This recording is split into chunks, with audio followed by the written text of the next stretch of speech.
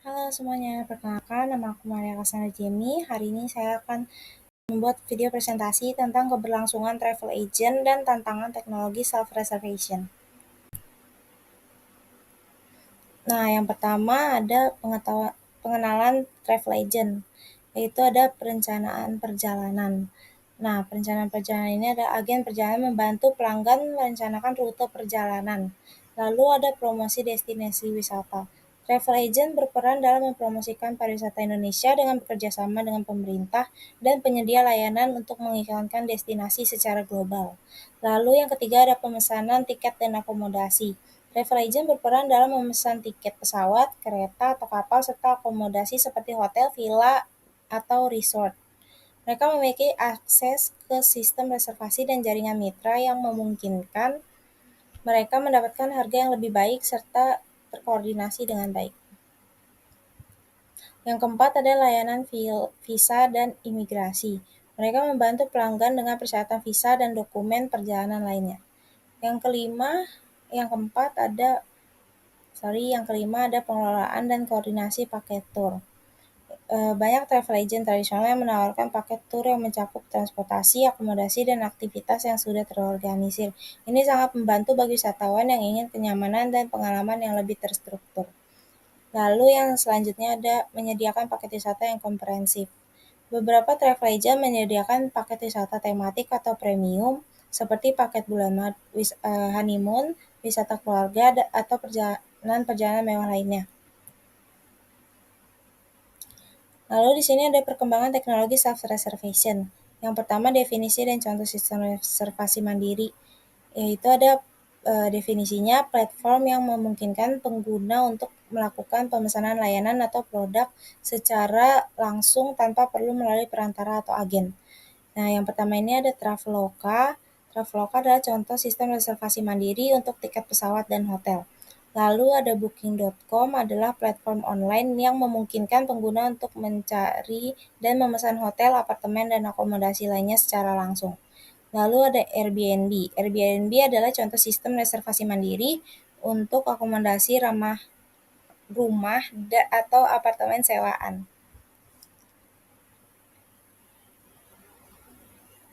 Lalu ada perkembangan teknologi self-reservation. Yang pertama, alasan berkembangnya teknologi ini di kalangan konsumen yaitu adalah kecepatan dan efisiensi, transformasi digital dalam pemasaran, kemudahan akses informasi, lalu ada personalisasi, pengurangan biaya, kenyamanan, dan fleksibilitas.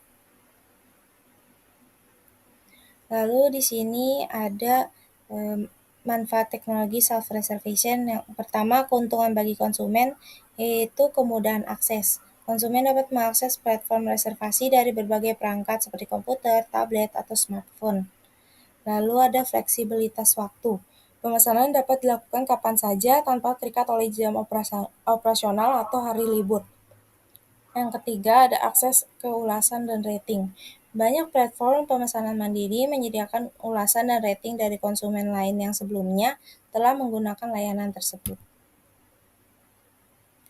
Lalu di sini ada manfaat teknologi self-reservation, yaitu dampak pada biaya dan efisiensi. Yang pertama, harga yang lebih kompetitif. Konsumen sering mendapatkan harga yang lebih kompetitif karena sistem online memungkinkan penyedia layanan untuk menawarkan diskon langsung tanpa perlu melalui agen. Lalu ada proses pemesanan yang lebih cepat. Konsumen dapat melakukan pemesanan dalam hitungan menit tanpa harus menunggu konfirmasi dari agen. Lalu ada pengelolaan perjalanan yang lebih efisien, yaitu dengan mengelola semua aspek perjalanan seperti tiket pesawat, akomodasi, mobil sewa, tur, dan lain-lain melalui satu platform. Konsumen dapat memanfaatkan pembelian bundle yang seringkali lebih murah daripada membeli setiap layanan secara terpisah. Lalu contohnya ada Expedia atau Traveloka yang memungkinkan konsumen untuk memesan paket lengkap yang mencakup penerbangan, hotel, dan mobil sewa dalam satu transaksi dengan harga yang lebih murah.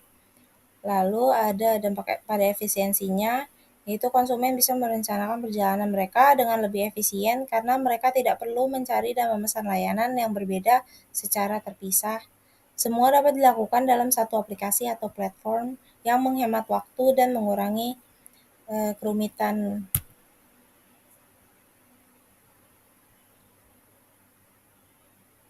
Lalu di sini ada tantangan bagi travel agent. Yang pertama, penurunan permintaan akan layanan perantara, yaitu munculnya teknologi digital. Perkembangan teknologi digital, khususnya internet, telah memungkinkan konsumen untuk mengakses layanan secara langsung tanpa melalui perantara. E-commerce dan platform online memberikan kemudahan bagi konsumen untuk melakukan transaksi langsung dengan penyedia layanan. Lalu ada ketersediaan informasi. Konsumen kini memiliki akses yang lebih besar terhadap informasi mengenai produk dan layanan melalui internet. Mereka dapat membandingkan harga, membaca ulasan, dan mendapatkan penawaran terbaik tanpa harus bergantung pada rekomendasi perantara. Lalu ada transparansi harga dan pilihan. Dengan adanya transformasi harga, konsumen akan mendapatkan informasi yang terbuka dan jelas tentang harga dari suatu paket wisata yang akan mereka beli. Lalu ada kebutuhan untuk beradaptasi dengan teknologi baru, yaitu pelatihan dan pengembangan. Investasi dalam pelatihan karyawan untuk menggunakan teknologi baru, ini bisa berupa kursus, workshop, atau program sertifikasi yang fokus pada teknologi terbaru dalam industri pariwisata. Lalu ada memonitor tren teknologi, selalu mengikuti tren teknologi terbaru di industri pariwisata agar tidak tertinggal. Lalu ada meningkatkan pengalaman pelanggan. Teknologi memungkinkan perusahaan untuk lebih memahami kebutuhan dan preferensi pelanggan melalui analitik data. Dengan informasi ini, perusahaan dapat menyediakan layanan yang lebih personal dan relevan. Lalu ada strategi travel agent untuk bertahan. Inovasi layanan melalui personalisasi dan pengalaman khusus. Yang pertama ada rekomendasi berdasarkan preferensi, lalu ada tur pribadi dan eksklusif, lalu ada layanan konsultasi dan perencanaan yang didedikasikan. Lanjut, ini pemanfaatan teknologi untuk meningkatkan nilai tambah, yaitu personalisasi layanan dengan AI, personalisasi layanan, opsi pembayaran digital, dan vintage. Lalu di sini ada analisis dampak jangka panjang, prediksi keberlanjutan travel agent di masa depan. Yang pertama adalah fokus pada keberlanjutan yang menjadi perhatian utama bagi banyak wisatawan saat ini. Lalu ada pengembangan layanan ramah lingkungan atau sustainability. Banyak wisatawan yang peduli pada keberlanjutan dan memilih perjalanan yang ramah lingkungan. Agen perjalanan yang mengadopsi prinsip wisata berkelanjutan seperti menawarkan paket wisata rendah emisi, mendukung destinasi ekowisata, dan bekerja sama dengan akomodasi ramah lingkungan akan menarik segmen yang peduli pada ramah lingkungan. Yaitu yang selanjutnya itu kreativitas dan pengembangan produk niche. Produk niche itu contohnya seperti wisata kesehatan, wisata edukasi, wisata spiritual yang dapat bertahan dan menonjol dalam pasar yang jenuh. Nah, produk niche ini biasanya dibeli oleh orang-orang yang ingin meningkatkan hobi mereka. Lalu di sini ada analisis dampak jangka panjang, yaitu implikasi teknologi ini pada ekosistem pariwisata secara keseluruhan. Yang pertama, pengalaman konsumen yang ditingkatkan. Itu teknologi seperti VR, AR, dan aplikasi mobile meningkatkan pengalaman wisatawan dengan menyediakan informasi real-time, tervirtual, dan layanan berbasis lokasi. Lalu yang kedua ada kemudahan akses dan perencanaan perjalanan. Yang ketiga ada keterlibatan sosial dan berbagai pengalaman. Yang di sini saya mengambil study case-nya, itu adalah Smart Tourism Destination di Kota Bandung. Studi ini mengeksplorasi pengaruh Smart Tourism Destination terhadap pengalaman wisata di Kota Bandung. Metode kuantitatif digunakan untuk mengumpulkan data dari wisatawan menggunakan kuesioner dan wawancara dengan Dinas Kebudayaan dan Pariwisata Kota Bandung. Hasil penelitian menunjukkan bahwa Smart Tourism Destination berpengaruh positif pada pengalaman wisatawan dengan penggunaan teknologi seperti VR dan AR untuk meningkatkan pengalaman wisata. Dampak perkembangan teknologi terhadap tren perjalanan wisatawan di era digital. Nah, di sini ada beberapa materi yang akan aku tampilkan, yaitu ada pendahuluannya, perubahan perilaku wisatawan, dampak pada industri pariwisata, ada contoh kasus, tantangan dan peluang dalam industri pariwisata, dan kesimpulannya. Oke, pertama di pendahuluan, definisi era digital dalam konteks pariwisata. Penggunaan teknologi untuk mempromosikan dan mengelola destinasi wisata. Digital tourism memungkinkan wisatawan untuk mencari informasi, melakukan reservasi, dan berbagai pengalaman secara online, mengubah cara orang merencanakan dan menikmati perjalanan mereka. Lalu di sini ada dampak pada industri pariwisata, itu adaptasi bisnis pariwisata terhadap teknologi baru. Yang pertama itu ada digitalisasi proses pemesanan, menawarkan pemesanan secara online, yaitu pemesanan tiket, akomodasi, dan tur, website dan aplikasi mobile memudahkan wisatawan untuk mengakses informasi dan melakukan pemesanan dengan tepat dan mudah. Yang kedua ada personalisasi pengalaman, menggunakan data analitik dan kecerdasan buatan. Bisnis pariwisata dapat memberikan rekomendasi yang dipersonalisasi berdasarkan preferensi dan riwayat perjalanan pelanggan. Lalu yang ketiga ada platform kolaboratif. Platform seperti Airbnb, TripAdvisor telah mengubah cara wisatawan mencari dan memesan akomodasi serta merencanakan perjalanan mereka. Lalu di sini ada studi kasus yang saya ambil, yaitu hotel dan restoran di Indonesia telah beradaptasi dengan teknologi baru dengan menawarkan layanan pemesanan online, pembayaran digital, dan aplikasi mobile untuk meningkatkan kenyamanan pelanggan. Inovasi ini memungkinkan mereka untuk tetap bersaing di pasar yang semakin digital dan memenuhi harapan konsumen yang terus berkembang. Nah, di sini gambarnya ada dari aplikasi Gojek, lalu yang di bawahnya ini ada dari aplikasi TripAdvisor. Lalu ada tantangan dalam industri pariwisata, yaitu persaingan dengan platform teknologi. Yang pertama ada keamanan data. Nah, keamanan data itu ada risiko keamanan data menjadi perhatian utama bagi industri pariwisata yang mengandalkan platform digital. Dengan banyaknya informasi pribadi yang dibagikan selama transaksi online, kebocoran data dapat mengancam privasi pelanggan dan reputasi perusahaan. Pelaku industri perlu berinvestasi dalam teknologi keamanan untuk melindungi data pelanggan dari serangan cyber. Lalu yang kedua ada tingkat persaingan yang ketat. Banyak platform teknologi baru seperti aplikasi pemesanan online dan penyedia layanan perjalanan berbasis aplikasi ini mengharuskan bisnis pariwisata untuk terus berinovasi dan beradaptasi agar tetap relevan. Lalu yang ketiga ada keterbatasan sumber daya manusia atau SDM. Kemampuan sumber daya manusia di sektor pariwisata menjadi tantangan besar. Banyak pelaku industri, terutama di daerah, belum familiar dengan dunia digital dan kurang mampu mengoptimalkan penggunaan teknologi untuk promosi dan pemasaran. Lalu di sini ada 3 peluang dalam industri pariwisata. Yang pertama itu ada peningkatan efisiensi dan produktivitas. Penggunaan teknologi seperti chatbots dan sistem pemesanan otomatis dapat mengurangi beban kerja karyawan dan meningkatkan efisiensi operasional. Yang kedua ada personalisasi layanan. Di situ ada teknologi seperti AI, Big Data, memungkinkan bisnis memberikan pengalaman yang lebih personal kepada pelanggan. Lalu ini tentang menganalisis data pelanggan untuk memahami preferensi mereka dan menawarkan paket wisata yang relevan.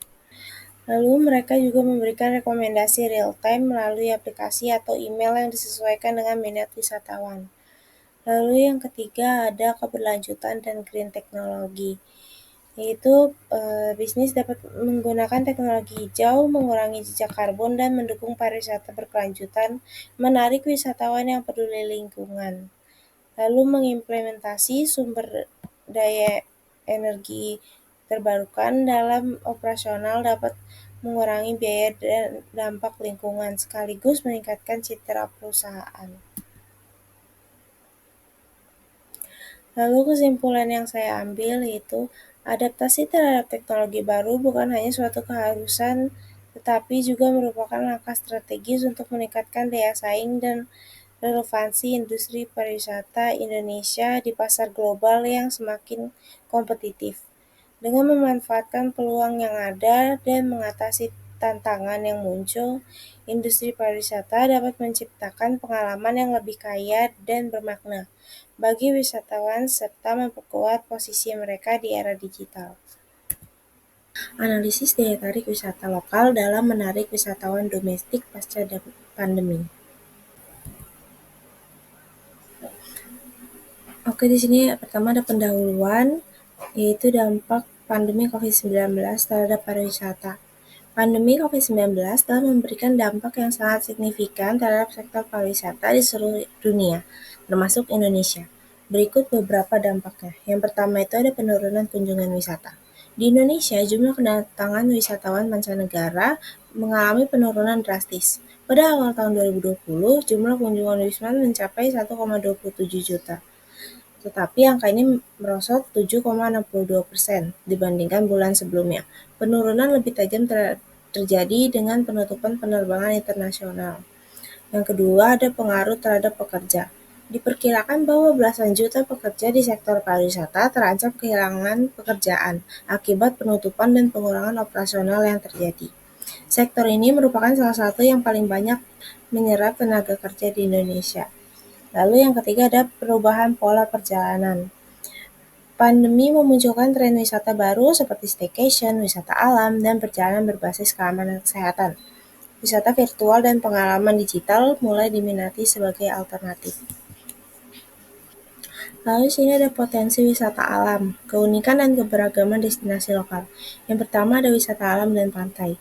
Wisata alam seperti pegunungan, pantai, dan hutan diminati karena menawarkan ruang terbuka yang minim risiko penularan.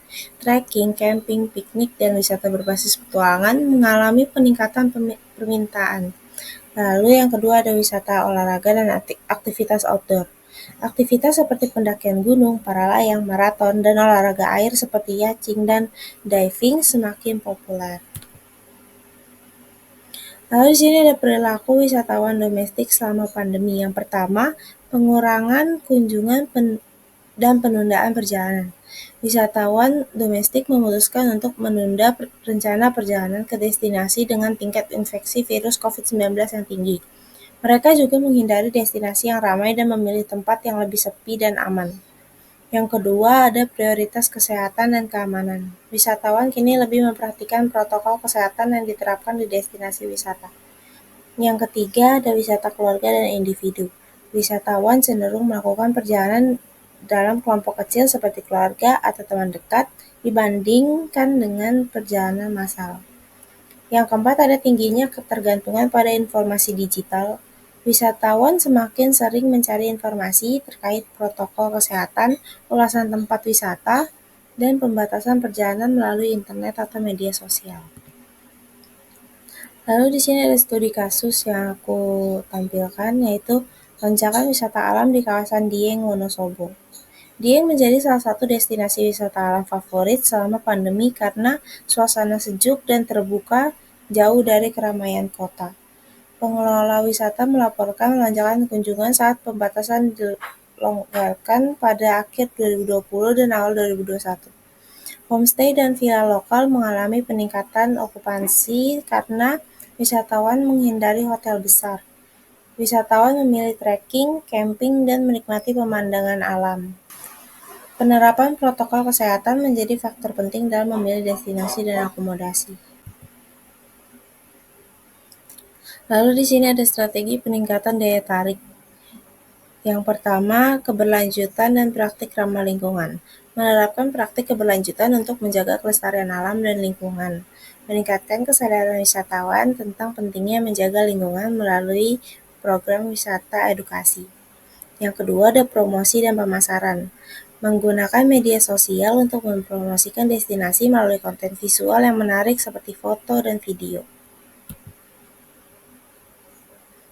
Lalu di sini ada kesimpulan yang aku berikan, yaitu pandemi COVID-19 telah membawa tantangan besar sekaligus peluang bagi sektor pariwisata, terutama wisata lokal dan domestik. Perubahan perilaku wisatawan yang lebih mengutamakan kesehatan, keamanan, dan pengalaman personal membuka peluang bagi destinasi untuk beradaptasi dan berinovasi. Di balik tantangan tersebut, terdapat peluang besar untuk berinovasi dan meningkatkan daya tarik destinasi wisata. Adaptasi terhadap teknologi seperti digitalisasi layanan, penggunaan media sosial, personalisasi pengalaman wisata, serta pengembangan wisata berbasis alam dan budaya telah membuka jalan baru bagi pemulihan dan pertumbuhan industri pariwisata. Peran hospitality dalam membangun pengalaman wisatawan yang berkesan. Di sini ada beberapa materi, yaitu pertama pendahuluan, komponen utama hospitality, dampak pada pengalaman, lalu ada study case-nya, yang kelima ada strategi membangun pengalaman berkesan, lalu ada kesimpulan. Yang pertama ada pendahuluan, yaitu ada definisi. Pariwisata adalah kegiatan perjalanan yang dilakukan oleh seseorang atau sekelompok orang ke suatu tempat di luar tempat tinggal mereka dengan tujuan rekreasi, bisnis, atau tujuan lainnya. Kegiatan ini melibatkan berbagai aktivitas seperti mengunjungi tempat wisata, mencoba makanan lokal, dan berinteraksi dengan budaya baru. Lalu di sini ada ruang lingkup. Ruang lingkupnya ada yang pertama akomodasi. Akomodasi adalah penyediaan layanan penginapan yang aman dan nyaman bagi wisatawan. Itu ada contohnya hotel dan villa. Yang kedua ada transportasi. Layanan transportasi yang mendukung mobilitas wisatawan. Contohnya pesawat, mobil, bus, kapal pesiar, dan kereta api. Lalu yang ketiga ada kuliner, penyediaan makanan dan minuman. Itu ada contohnya restoran ataupun bistro. Yang keempat ada atraksi wisata, tempat-tempat wisata dan kegiatan budaya. Contohnya ada Candi Borobudur, Candi Prambanan, Tari Kecak, dan lain-lain. Lalu ada layanan pendukung, berbagai layanan tambahan yang mendukung pengalaman wisatawan seperti pemandu wisata dan layanan keuangan. Lalu di sini ada 3 komponen utama hospitality. Yang pertama ada layanan. Layanan dalam hospitality adalah inti dari pengalaman pelanggan. Kualitas layanan dapat menentukan kepuasan pelanggan dan loyalitas mereka terhadap bisnis yang ada pada pariwisata. Yang kedua ada fasilitas. Fasilitas merujuk pada semua sarana dan prasarana fisik yang disediakan untuk mendukung kenyamanan dan kebutuhan pelanggan. Lalu yang ketiga ada teknologi dalam pelayanan. Teknologi dapat meningkatkan efisiensi operasional dan memperbaiki pengalaman pelanggan. Lalu di sini ada dampak pada pengalaman wisatawan. Yang pertama, meningkatkan kenyamanan dan kepuasan. Dengan layanan yang profesional, fasilitas yang memadai, dan teknologi canggih, wisatawan merasa dihargai dan nyaman selama perjalanan mereka. Yang kedua, ada menciptakan kesan mendalam. Ketika semua elemen berfungsi dengan baik, wisatawan membawa pulang kenangan positif yang mendorong mereka untuk kembali atau merekomendasikan destinasi-destinasi wisata yang mereka kunjungi kepada orang lain. Lalu ada meningkatkan ekspektasi. Wisatawan yang terbiasa dengan pengalaman baik di satu tempat mungkin akan mengharapkan standar yang sama atau lebih tinggi di destinasi lainnya yang akan mereka kunjungi. Lalu di sini ada study case Hotel Marriott International. Hotel Marriott International dikenal sebagai salah satu jaringan hotel terbesar di dunia dengan lebih dari 7.000 properti di seluruh dunia. Studi kasus ini menyoroti bagaimana Marriott menggabungkan teknologi, budaya, dan pelayanan yang konsisten untuk menciptakan pengalaman yang unggul bagi tamu. Marriott menggunakan aplikasi Marriott Bonvoy untuk memudahkan tamu dalam memesan kamar, mengatur preferensi mereka, dan melakukan check-in atau check-out tanpa interaksi langsung dengan staf. Selain itu, mereka menggunakan data analitik untuk memahami kebiasaan dan preferensi tamu, sehingga dapat menyediakan layanan yang lebih personal. Lalu di sini ada 3 strategi membangun pengalaman berkesan bagi para wisatawan. Yang pertama ada personalisasi layanan. Sesuaikan layanan berdasarkan preferensi dan kebutuhan individual tamu. Gunakan data dari riwayat kunjungan sebelumnya. Lalu yang kedua ada feedback pelanggan. Mengumpulkan umpan balik dari pelanggan secara aktif dapat memberikan wawasan berharga tentang pengalaman mereka. Umpan balik ini bisa didapatkan misalnya di aplikasi-aplikasi, contohnya ada Booking.com, Traveloka, dan melalui Google. Lalu ada yang ketiga, ciptakan hubungan jangka panjang. Menciptakan hubungan jangka panjang bisa dengan mengirim email atau pesan personal untuk menawarkan promosi atau hanya menyapa tamu. Lalu di sini ada kesimpulannya. Pengalaman wisatawan yang berkesan dihasilkan dari kombinasi layanan yang personal, fasilitas berkualitas, dan teknologi modern yang mendukung kemudahan dan kenyamanan. Strategi ini jika diterapkan dengan konsisten akan meningkatkan kepuasan wisatawan, membangun loyalitas, dan memperkuat reputasi bisnis di industri hospitality. Strategi destinasi wisata berkelanjutan untuk menjaga keaslian budaya lokal. Oke, di sini akan ada materi-materi yang saya akan paparkan. Yang pertama ada pendahuluan, yang kedua ada pentingnya melestarikan budaya lokal, yang ketiga ada strategi pariwisata berkelanjutan, yang keempat ada contoh kasusnya, yang kelima ada implementasi strategi, dan yang terakhir ada kesimpulan. Oke, pertama ada di pendahuluan, menerapkan strategi pariwisata berkelanjutan yang menjaga keaslian budaya lokal adalah kunci untuk memastikan bahwa pariwisata dapat berkembang tanpa merusak warisan budaya yang menjadi daya tarik utama. Definisi pariwisata berkelanjutan. Apa sih pariwisata berkelanjutan itu? Pariwisata berkelanjutan merupakan konsep yang bertujuan untuk memastikan bahwa kegiatan wisata memberikan manfaat ekonomi, sosial, dan lingkungan jangka panjang tanpa merusak destinasi yang dikunjungi. Oke, di sini ada pentingnya melestarikan budaya lokal. Yaitu ada dua yang saya ambil, yaitu nilai ekonomi dan nilai sosial. Untuk di nilai ekonomi sendiri, yang pertama ada pariwisata berbasis budaya menjadi salah satu daya tarik utama wisatawan sehingga dapat meningkatkan pendapatan ekonomi lokal. Yang kedua, ada pelestarian budaya lokal membuka peluang pekerjaan seperti di bidang seni pertunjukan, kerajinan tangan, dan kuliner khas. Lalu yang di sini di nilai sosial saya mengambil 3, yaitu yang pertama meningkatkan kesadaran sosial dan kebanggaan lokal, dan yang kedua dapat meningkatkan keterlibatan sosial, yang ketiga peningkatan pendidikan dan pengetahuan. Lalu di sini ada strategi pariwisata berkelanjutan, pengembangan komunitas dan pendidikan wisatawan. Yang pertama ada pelibatan masyarakat lokal, melibatkan masyarakat lokal dalam perencanaan dan pengelolaan pariwisata. Yang kedua, pelestarian situs budaya, mengidentifikasi dan melestarikan situs budaya yang memiliki nilai historis dan arkeologis untuk menjaga warisan budaya. Dan yang ketiga, mengedukasi wisatawan, menyediakan informasi dan edukasi kepada wisatawan tentang sejarah, tradisi, dan nilai-nilai budaya lokal melalui pusat informasi, pameran, dan tur edukatif. Oke, di sini ada study case yang aku ambil, yaitu Desa Wisata Penglipuran Bali. Desa Penglipuran terkenal sebagai salah satu desa adat terbersih di dunia. Desa ini berhasil mengintegrasikan pelestarian budaya dengan pariwisata berkelanjutan. Desa ini memiliki tata ruang desa yang unik dan teratur berdasarkan konsep Trimandala.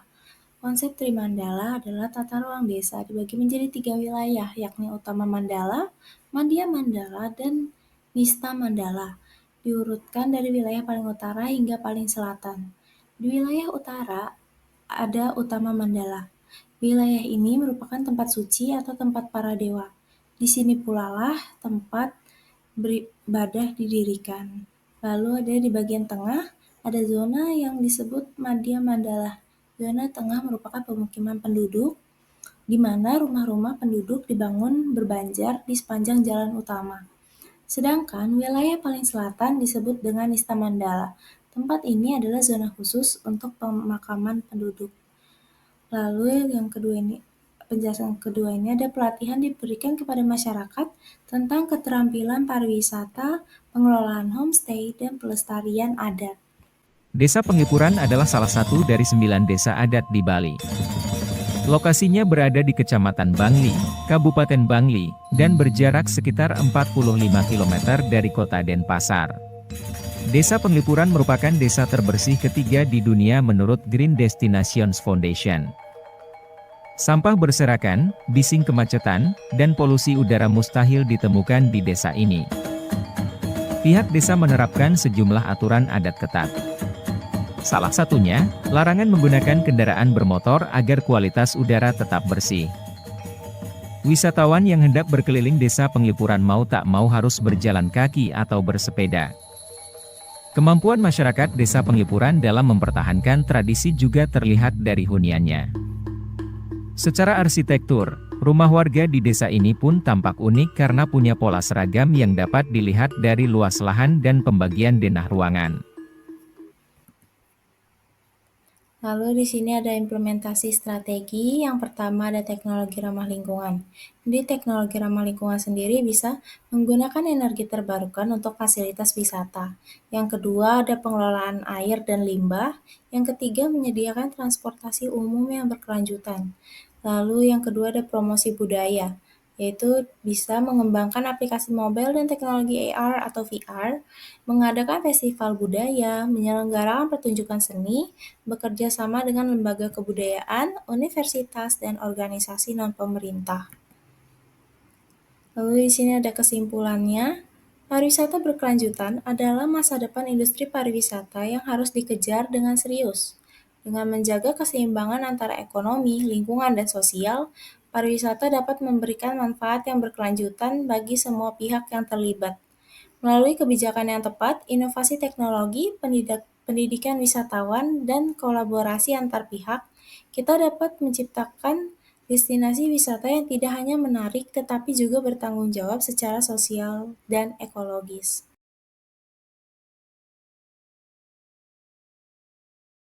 Peran pariwisata sebagai alat untuk pengembangan ekonomi lokal di daerah tertinggal.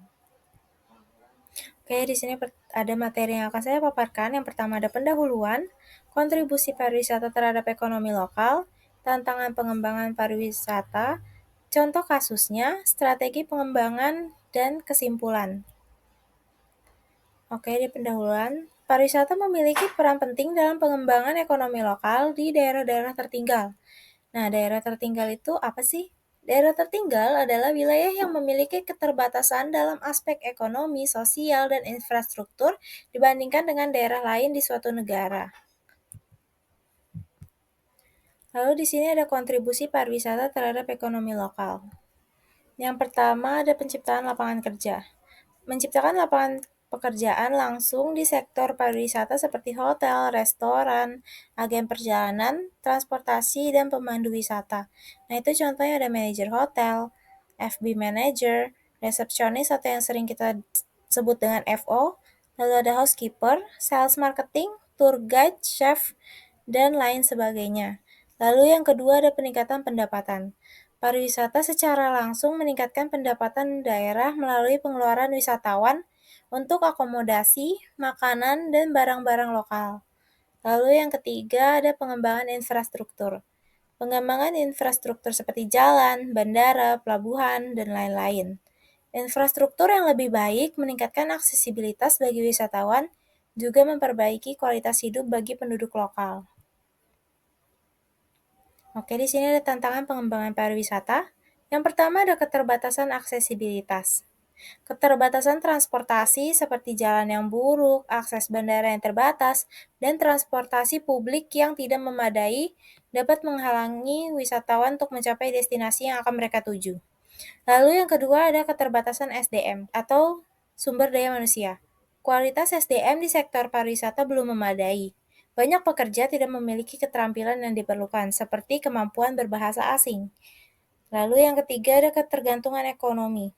Risiko ketergantungan ekonomi pada pariwisata yang bisa menjadi tidak stabil jika terjadi krisis atau penurunan jumlah wisatawan. Lalu di sini ada studi kasusnya yang saya ambil itu Desa Serang Purbalingga. Di Desa Serang, pengembangan ekonomi lokal melalui sektor pariwisata telah berhasil memenuhi 6 aspek penting.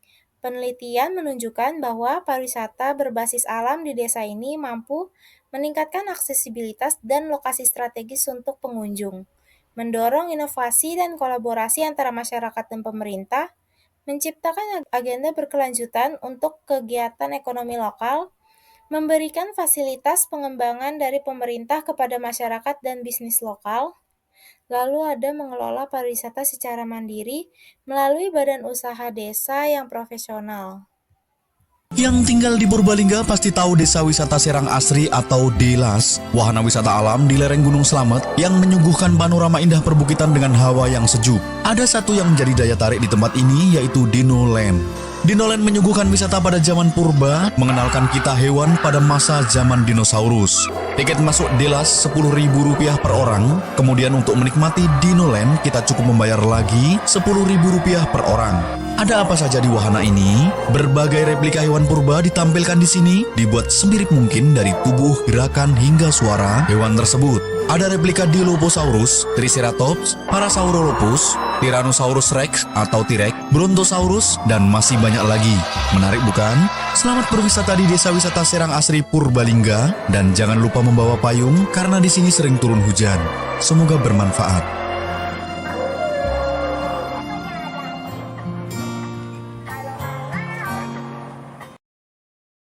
Nah, tadi itu adalah video dari Desa Serang di Purbalingga. Lalu di sini ada strategi pengembangannya.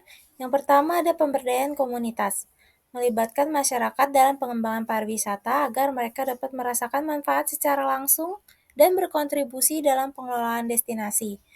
Lalu yang kedua ada kemitraan, kolaborasi dengan sektor swasta mendorong investasi dari pihak swasta dalam pengembangan fasilitas wisata dan kegiatan promosi. Lalu yang ketiga ada pembangunan infrastruktur dan akomodasi. Pembangunan dan pemeliharaan infrastruktur yang mendukung aksesibilitas dan akomodasi untuk menunjang kenyamanan. Oke, di sini ada kesimpulannya. Sektor pariwisata memiliki potensi besar untuk menjadi pendorong utama dalam pembangunan ekonomi lokal di daerah tertinggal, asalkan dikelola dengan baik dan melibatkan semua pihak terkait secara aktif. Inovasi dalam pariwisata berkelanjutan untuk mengurangi dampak lingkungan.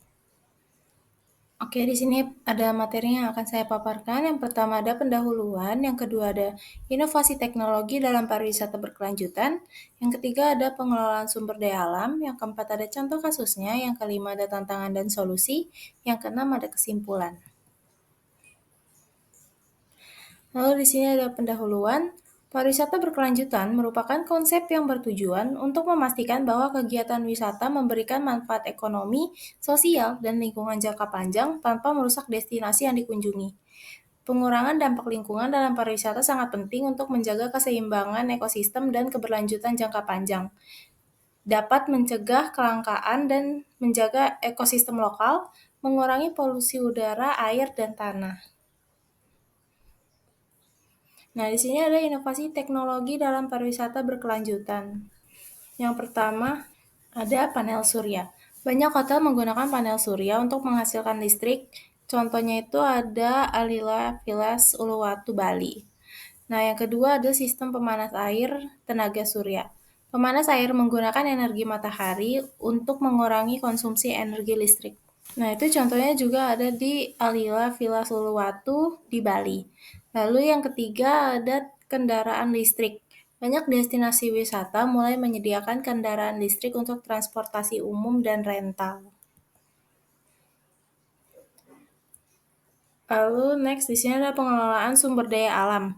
Yang pertama ada pengelolaan sampah. Yang pertama ada program daur ulang. Destinasi wisata menerapkan program daur ulang untuk plastik, kertas, dan logam. Yang kedua ada pengurangan sampah. Menggunakan bahan yang bisa didaur ulang dan mengurangi penggunaan plastik sekali pakai. Lalu pengelolaan sumber daya alam yang kedua adalah pengelolaan air. Yang pertama, sistem pengelolaan air limbah. Menggunakan teknologi untuk mengolah air limbah sebelum dibuang atau digunakan kembali. Yang kedua, ada penggunaan air efisien. Menggunakan perangkat hemat air seperti shower dan toilet berteknologi tinggi. Nah, di sini ada contoh destinasinya. Yang pertama adalah Labuan Bajo, Nusa Tenggara Timur. Mereka menyediakan pusat informasi wisata yang berfokus pada pengelolaan sampah. Labuan Bajo menggunakan air dari danau dan sumber air alami untuk kebutuhan wisata dan masyarakat setempat, serta mengelola air dengan cara yang ramah lingkungan. Lalu yang kedua, contohnya ada Desa Wisata Sembalun Lombok.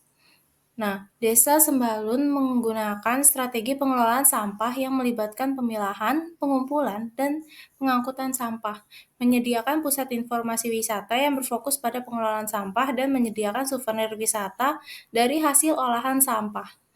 Lalu mereka mengelola air dengan cara mendaur ulang air hujan dan memanfaatkan sumber air alami untuk kebutuhan sehari-hari. Nah, ini ada studi kasus yang saya ambil, itu adalah peluncuran beca listrik di Bali. Peluncuran beca listrik merupakan langkah konkret untuk mendukung pariwisata ramah lingkungan. Beca ini tidak hanya memberikan pengalaman otentik bagi wisatawan, tetapi juga mengurangi polusi dan kemacetan. Penggunaan kendaraan listrik di area wisata dapat secara signifikan menurunkan jejak karbon sektor pariwisata. Nah, di slide selanjutnya saya akan memberikan contoh videonya. 500 becak listrik telah didistribusikan di seluruh Indonesia, Bali salah satunya. Di Bali ada 17 becak listrik, 5 unit diantaranya berada di Desa Bebahan, Kecamatan Penebel, Tabanan. Becak listrik dijadikan sebagai salah satu atraksi pariwisata oleh badan usaha milik desa. Wisatawan yang datang dapat menaiki becak listrik tersebut untuk mengitari areal persawahan sepanjang 2 km. Untuk saat ini becak listrik masih dioperasikan secara gratis. Wisata naik becak listrik ini pun langsung menarik minat wisatawan. Dengan adanya IBAH becak listrik, ini sangat membantu kami di dalam pengembangan desa wisata yang ada di Babahan.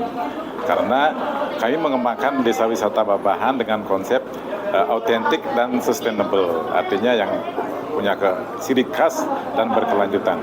Ditambah dengan adanya becak listrik ini, tentunya ini sesuatu yang unik yang bisa kita operasikan di kawasan pariwisata, sehingga menjadikan kawasan pariwisata ini bisa diminati oleh wisatawan luar negeri, demikian juga masyarakat kita sendiri.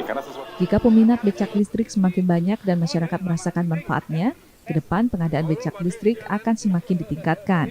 Pembeliannya pun akan disesuaikan, yakni hanya untuk pengemudi becak tradisional dengan pendapatan di bawah rata-rata. Selain untuk pengembangan pariwisata hijau dan berkelanjutan, pengadaan becak listrik juga untuk meningkatkan perekonomian warga. Karena ini memang pemikiran dari Presiden bahwa becak konvensional itu ya katakanlah kurang manusiawi ya. Ada orang-orang sangat tua yang terpaksa narik becaknya, mendapatkan nafkah sedikit tapi nggak sesuai lah dengan fisiknya. Itu kan itu nggak manusiawi. Tapi dengan becak listrik ini, maka ya dia lebih mudah, ya, lebih ringan, tidak berkeringat, itu manusiawi.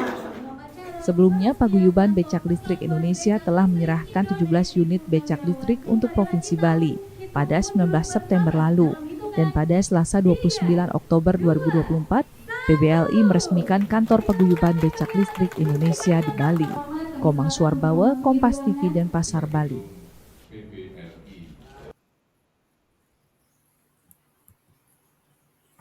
Nah, di sini ada tantangan dan solusinya. Yang pertama ada biaya tinggi. Teknologi ramah lingkungan seperti panel surya, turbin angin, atau sistem daur ulang air seringkali memerlukan investasi awal yang signifikan. Nah, solusinya itu dapat mendapatkan subsidi pemerintah atau investor yang peduli lingkungan. Yang kedua, ada kurangnya kesadaran. Banyak pelaku industri pariwisata, termasuk pemilik hotel dan wisatawan, tidak sepenuhnya memahami pentingnya praktik berkelanjutan. Nah, solusinya itu ada edukasi dan kampanye kesadaran untuk meningkatkan pemahaman tentang manfaat jangka panjang. Yang ketiga ada infrastruktur yang tidak memadai.